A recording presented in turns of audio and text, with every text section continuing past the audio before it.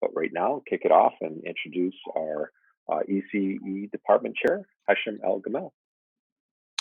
Thank you, Mark, and thanks to Ryan, Carol, Zia for arranging this, and thanks for everybody for attending. Let me start by, we cannot ignore the challenging time we're going through, so I wish everyone and their families are safe and sound and trying to enjoy each other as much as possible during that time. Related to the challenge, so the first update before I go more into the details about the department is how are we dealing with the COVID-19 challenge. So as you all know, we moved on to a virtual world now for our instruction and our research, and we literally asked our faculty, staff, and students to change everything they are doing overnight. We give them less than 2 weeks to get ready, and they are doing just a remarkable job. So this is our first week of classes using Zoom, and I have not heard a single complaint. Actually, the engagement of our students is even more than we're used to. So I'm hearing about classes that have full attendance. I'm hearing about office hours that have more than 90 students showing up. Our advisors are fielding questions left and right. The university has done really a good job with adding flexibility and being thoughtful about that time and how it's affecting our faculty and students. So just quick updates about certain decisions that were made, I think are very, very thoughtful. First one was related to the faculty tenure clock. So Ohio State have extended the tenure clock of all our pre-tenure faculty by a year, just so they are not stressed out. We are adding a pass, no pass option in all the classes for the major for the students. It should be announced on Monday. And we're actually allowing them also an incomplete. We realize that they are anxious and stressed out by what's going on, and we're trying our best to maintain the quality of the education while being very thoughtful and empathetic to the tough times they are going through. So I'm actually very optimistic. In fact, we had a department meeting today, and we were discussing that this is not just a challenge, but it's also an opportunity. So this is a giant experiment we're going through right now. The whole nation is delivering education and performing research in different ways. So I was talking to our faculty and instructors about collecting data about the creative ideas they are using and the engagement of the students, what works, what doesn't work, encouraging all of them to communicate and work together, because by the end of the semester, we should have a tremendous amount of understanding of things that we didn't even dare to think that we could experiment with. So when you think about online education, everybody has an opinion. Some people thought this is a future of higher education. Some people were very much against it. But all of this was based on guesses, hypotheses. But now we're actually are experimenting with it. And we are also looking at this as an opportunity to realize that life will be different after that. So especially from a higher education perspective, we don't expect to go back to the same old ways. We don't expect others to go back to the same old ways. So from our perspective, this could be an opportunity for us to lead the way if we actually figure out the right path forward. So next year, I think we're going to be innovating on different ways of education and different ways of engaging our students in research and different ways of working together.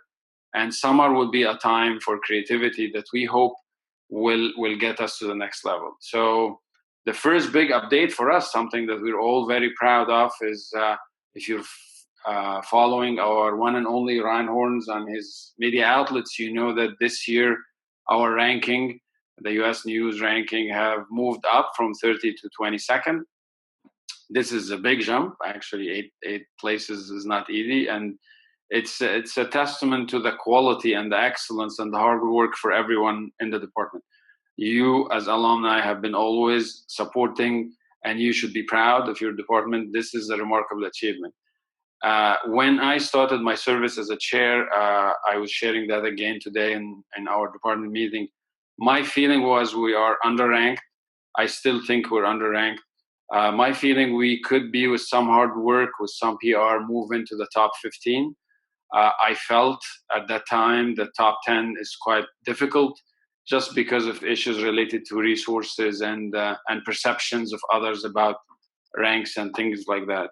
But actually, with the challenge we're facing, I feel we have a really, really good shot of making it to the top 10. This could be our strategic objective in the next few years.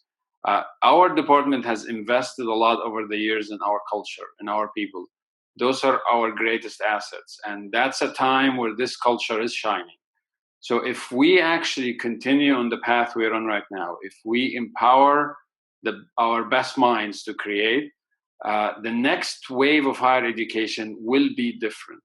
It's not going to be universities that have the highest endowment. It's not going to be the old names that everybody know. People who will figure out what the higher education should be will come on top. And I think we are in a very good position to be one of those. So I am very optimistic and happy with how we're dealing with the challenge. Credit goes to the frontliners, the lecturers, the instructors, the GTAs. We're actually asked them to do a miracle, a small miracle. I mean, let's put ourselves in the shoes of an instructor who's teaching a class with 400 kids. And we just came one day and says, starting, there is a spring break. After they come back, everything will be different. You have to figure out how you teach online. You have to do it synchronously and asynchronously. You have to grade differently. You have to work with your GTA differently. Same applies with capstone. Same applies with lab. Same applies with master project. Everything had to be turned around. And the way I see it now, we're doing just a remarkable job. So this is only a beginning of a future for our department that I think could be really, really bright. So that's how I see the challenge we're in right now. I have few slides with just quick updates about our progress last year. So I'll share it with you. So the ranking was my first thing, something we're really proud of.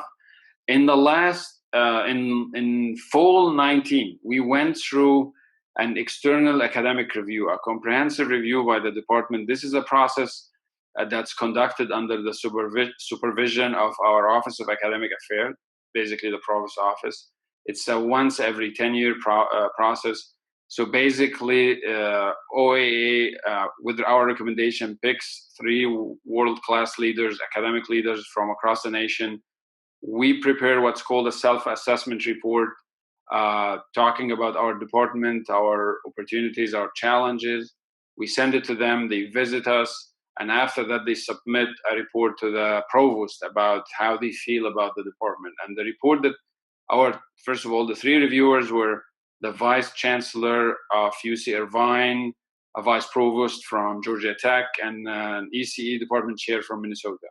And the report they wrote couldn't be more excellent. It was a glowing report about the quality of our staff, students, and faculty. It literally said we are ready for the next leap forward. There is a number of recommendations on the report that built on the strengths we have. So one of the things that they were very impressed about was how passionate everybody in the department was about diversity, inclusion, and equity mission. So they gave us few recommendations. Betty Lees, Andrea Serrani, and myself, our distinguished associate chairs, and myself are working on them, and we have been making good progress on that. So that was a point that validated that our progress is moving in the right direction, and we were very happy with it. On January 2020, Ohio State launched a new institute focused on cybersecurity and digital trust. This is a multidisciplinary institute that cuts across multiple colleges, and ECE plays a significant role in it. So one of the big tasks for this institute is to build a giant test bed for research and education in cybersecurity and digital trust, and to connect that test bed to Ohio Cyber Range, whose mission is to educate our citizens about cybersecurity. And we have just won a Third Frontier grant led by our professor Elam Ikiji, and another what's called a rapid grant. And both of them are under this institute. They are funded by the state of Ohio to allow us to build this test bed. The vision for this test bed is quite exciting. It's a virtual test bed. It's not going to be like located in one location. The notion is to focus on our strength in mobility, manufacturing, and IoT, and build on the labs and the activity going on in different areas of campus and connect them through the cloud. So when people are inventing and working in those labs, that information can be disseminated naturally through this virtual test bed, through outreach activities, through other institutes in Ohio. We are determined to work with everybody in the state of Ohio toward our common interest. Under the same initiative of cybersecurity and digital trust, last year we got a number of centers of excellence from Air Force labs on hardware security. This is emerging to be a very strong area for us, led by Professor Walid Khalil in ECE and ESL. And we're actually building this into what we call full stack security. So we're working with faculty in computer science and in the industrial and system engineering to build on our strength in software and hardware security and distinguish ourselves from most of the work that's going on right now. I'm currently serving as a co-director for this institute. This is a commitment for 1 year until we get it off the ground, and then there will be a search for a permanent director for this. My partner in doing this is our Chief Information Security Officer, Helen Patton. Over the last year, our faculty and students had countless number of awards and recognition. I could not actually list them in one slide. I can just briefly mention the highlights, or a few of the highlights. Our professor, one and only Kevin Passinu, was just awarded the highest recognition by the College of Engineering, the Scott Award. Kevin is just an exemplary scholar, well-rounded, excels in multiple things, very passionate about education and research, and at the same time, you cannot find a better control theorist than him. And hopefully, I mean, many of you hopefully have taken his classes. One of my best friends, and we're all very proud of him. Last year, few of our young faculty have won the NSF Career Award. This is the most prestigious grant given by NSF for faculty in their early career. Professor Kirian Ali and Nima Galashichan, both of them got it in the last 2 years. It's quite remarkable because they got it in their first attempt, which is quite unusual. Our Center of High Voltage, Chippy, continue to excel. Jane Wang, Julia Jang, Anant Agrawal, and Lanya Zhu. They got more money in 1 year than I have got in like my 20 years as a faculty. So they won a number of grants for the Department of Energy and AFRL. They are running a fantastic operation, and we're very proud of them. Attila Yalmaz was a co-PI on a big MURI grant. MURI is the biggest fundamental research program run by DoD, and Attila was part with the co-PI on one of those. And the culture, the diverse culture of the department is actually shown in how entrepreneurial our faculty are. So Emery Coxall is now serving as a CEO of his startup, Data Anchor. Last year, he raised $1.25 million venture capital money. His company is based in Ohio, and he just won the Innovator of the Year award by the College of Engineering. Just today, 2 accelerator awards were announced to Professor Sanjay Krishna and Professor Imre Erten. Both of them are working on building companies based on innovations in the research group. Just to know how much of quality our department has, those 2 awards are 2 out of the 9 university-wide. So the university awarded 9 accelerator awards. 2 of them went to our department. Now, looking again at the future, I've been working with our Senior Vice President of Research, Dr. Morley Stone, our Dean Williams, and Dean Gretchen Ritter from Art and Science. For some time, we have been discussing this notion of the future of computing and information sciences. So yesterday, Morley announced a task force that's joined between College of Engineering, Art and Science, and Office of Research that basically look at our next big idea. The state of Ohio, just before the outbreak, reached out to us and asked us a question: how can you triple the number of graduates on those areas out of Ohio State? Recently, they announced a $100 million grant to the University of Cincinnati along those lines. Do you want to build a similar center of excellence, if you will, in Columbus? Now we're working together with Art and Science. I'm co-leading this task force. We're looking at this in a very open-minded and creative way. So we want to look at different education models. How would we allow our students in art and science to acquire skills that can make them employable while still pursuing their passion?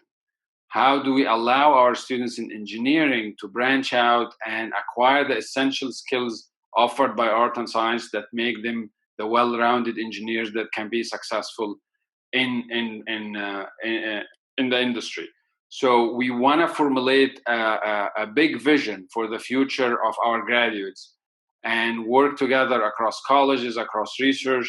We want to look at different ideas, certificates that allow them to acquire this, an immersive learning experience where they can start their research from day one at the school.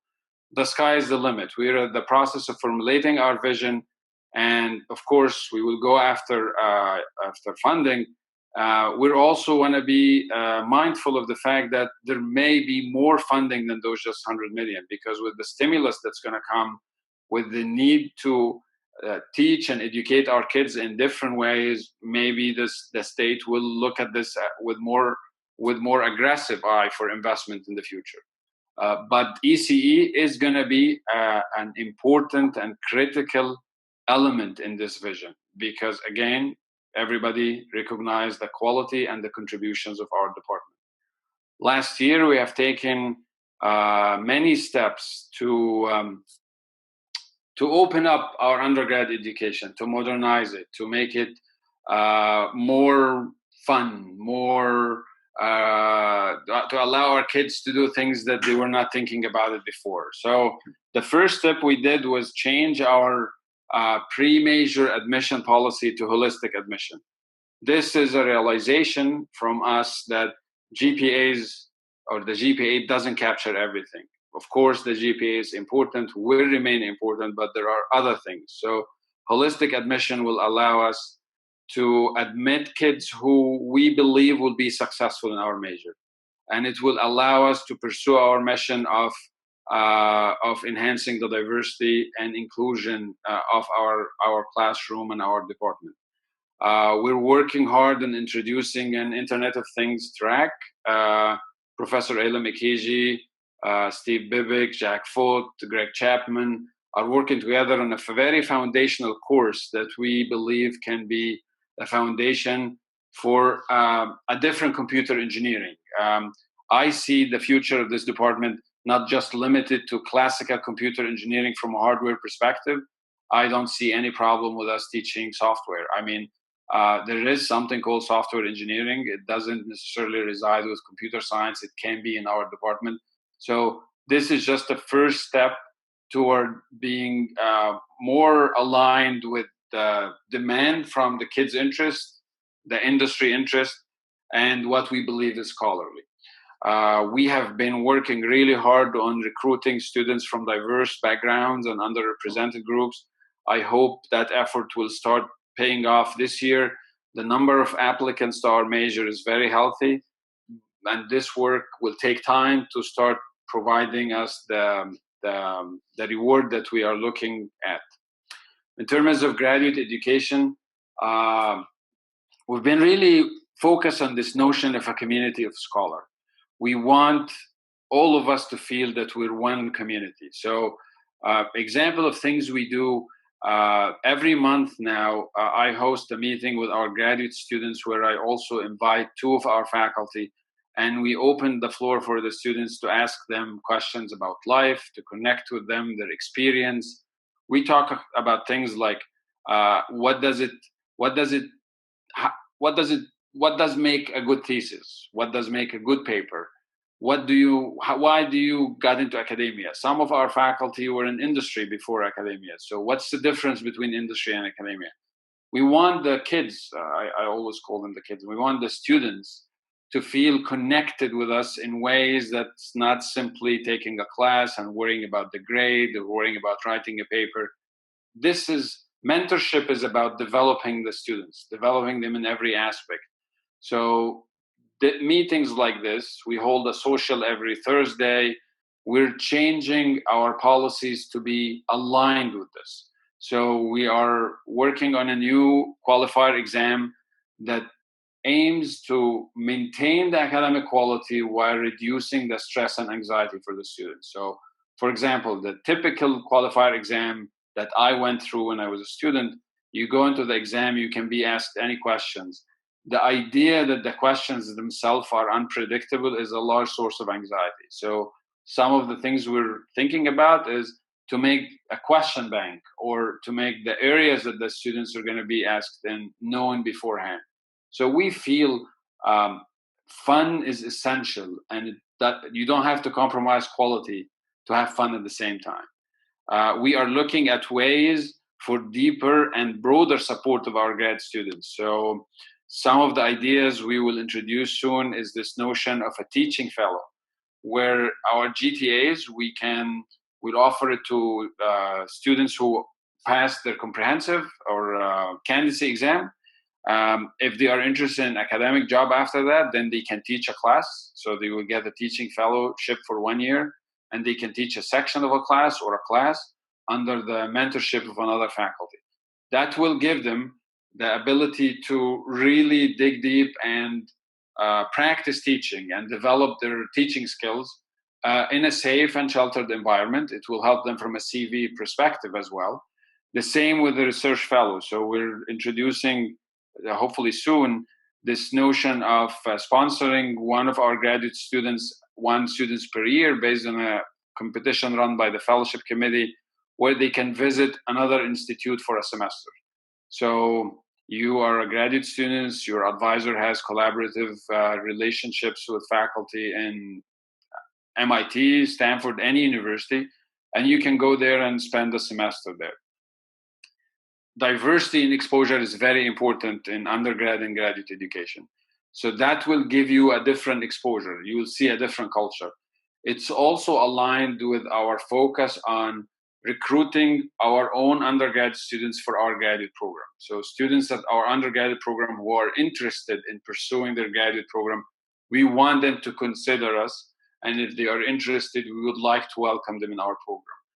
There is a traditional thinking in graduate education in general that you should encourage your students to leave and go to a different place because you want them to experience a different culture.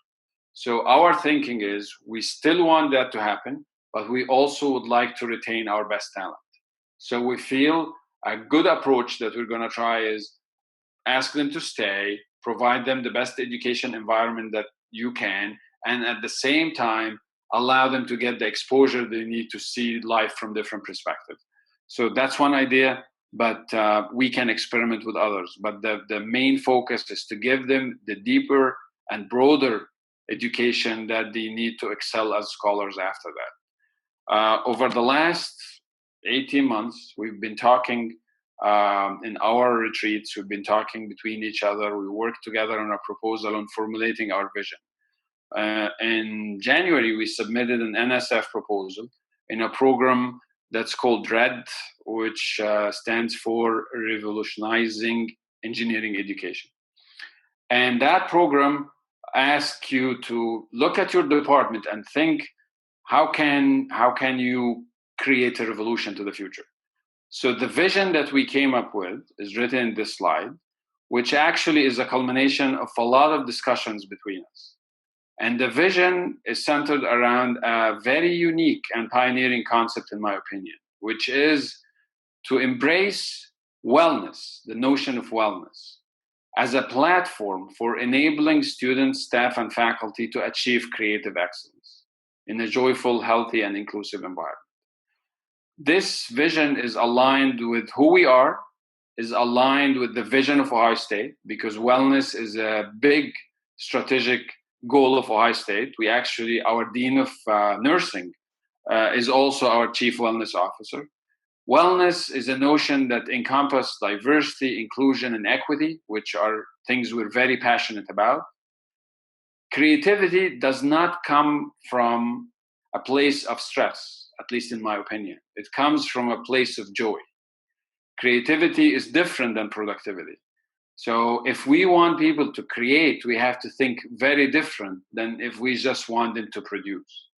So we are converging as a department on that very revolutionary concept that we need all to think about the wellness of each other. We need our faculty to think about the wellness of their students. We need our students and our staff and our administration to think about the wellness, physical and mental, of the faculty.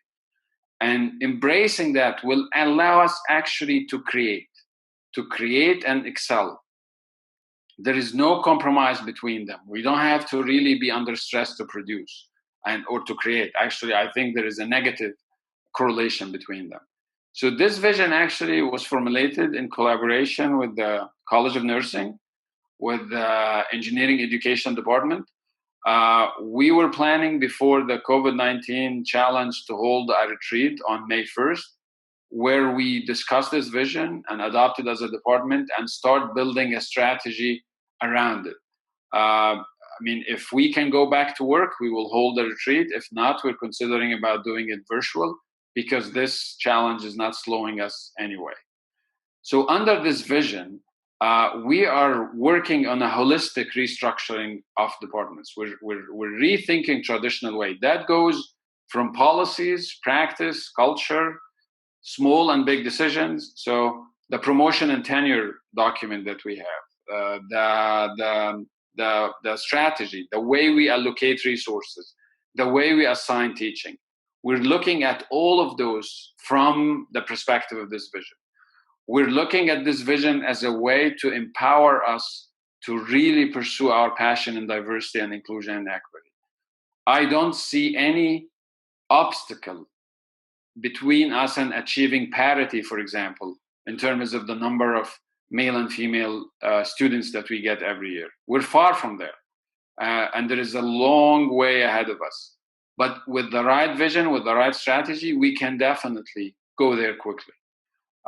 We're working with the college, because recruiting students from high school is a college and the university work, not a department work. The way it is right now is that we recruit from the first year students. So we're trying to work with them so we can actually help more with the recruitment from high school. Inclusion there is no healthy community without having everybody included. So we're actually moving away from traditional notions like faculty meetings more into a department meetings. We only have faculty meeting when the things we discuss are very limited in their scope to the interest of the faculty. But for example, the meeting we had today, the meeting we had last week is the department meeting, because by harnessing our collective wisdom, that's how we move forward. One of the ideas that's really empowering under this vision is what we called in the proposal Grand Challenge communities. So when we looked at the undergrad education experience, we felt we're very strong in terms of the traditional curricular areas. So the courses under power, the courses under signal processing. So you can think of those as horizontal things. But one of the gaps in the education is when the students is going through this is not necessarily connected to something the student's passionate about. So if you imagine now a grand challenge under the banner of health and wellness, or under the banner of climate change, or under the banner of security and trust, and you can consider this as a community, which is a vertical now, and that community can be advised by a faculty or a faculty council who would work with the course supervisors to make sure that the courses themselves are relevant to those grand challenges. And now the students from day one on campus can be part of this community, and while going through the courses or their education, they are still pursuing a grand challenge that they are passionate about. So if you want to make a difference in the climate change debate that we have right now, and you're going through the class on signal processing, well, I teach signal processing. Zia took my class, and I know he hates me for it, and he still remember how painful it was. But I can imagine if you want to make changes in climate change, I can 100% find some examples in Fourier transform that aligns with that. So this way, this education experience is actually connected together. It's leading to something that you are passionate about. In my very personal and limited view of the world, people learn when the initiative is coming from them, when it's not told to them. So departments and colleges and universities should allow the flower to grow instead of fill the bucket with stuff. So in order to grow, you take the initiative, and we empower you with the knowledge, we empower you with the skills, we empower you with the tools, but it has to be aligned with your interest. So that's our vision of how this could be connected. And that's actually important because we want to connect the undergrad with the grad. We want the experience of the students and the faculty to be connected together. One of the difficulties that all research universities have been facing in the last 15 years is that there is disconnect. Most of the faculty who are top stars in the research areas are typically focused on teaching graduate classes and disconnected from the undergrad experience. And the excellent teachers who are excelling at the undergrad level are typically disconnected from the research problems that handled by those top researchers. And that's not because they want it this way. It's because the curriculum and the experience are actually disconnected. So people excel when they are pursuing something they're interested in. So when we connect it this way, our plan is actually to incentivize, encourage, and motivate and inspire the faculty and staff to be engaged in this one community that starts with the first year, ends when you finish a PhD. You don't have to pursue a PhD. You can exit anytime, but it's one experience aligned with your interest. So along those lines, one of the big components in our vision is what's called Midstone class. And I give credit for this vision largely to Professor Steve Bibick. I mean, he's the intellectual force behind it. So Steve's main observation was Ohio State did an excellent job at the first year, and then again at the senior year with the capstone. But in the middle years, the students seem to be disconnected. So they get in what Steve called a desert. So they are roaming around between a very good first year experience. A lot of the fundamentals are being taught in the sophomore and junior year, but the students are not making the connection. So Steve actually is working on a concept for Midstone class. It could be connected in his work on IoT, and that would be the connection between those. So I don't want to take more time than I should, because I think if you give a professor a mic, we talk forever. So that's it. I don't have more slides, I think. No, that's, yes. So just this is, our one and only Ryan Horns. While doing that, we are completely honoring our tradition. This department has always been great. This is not new.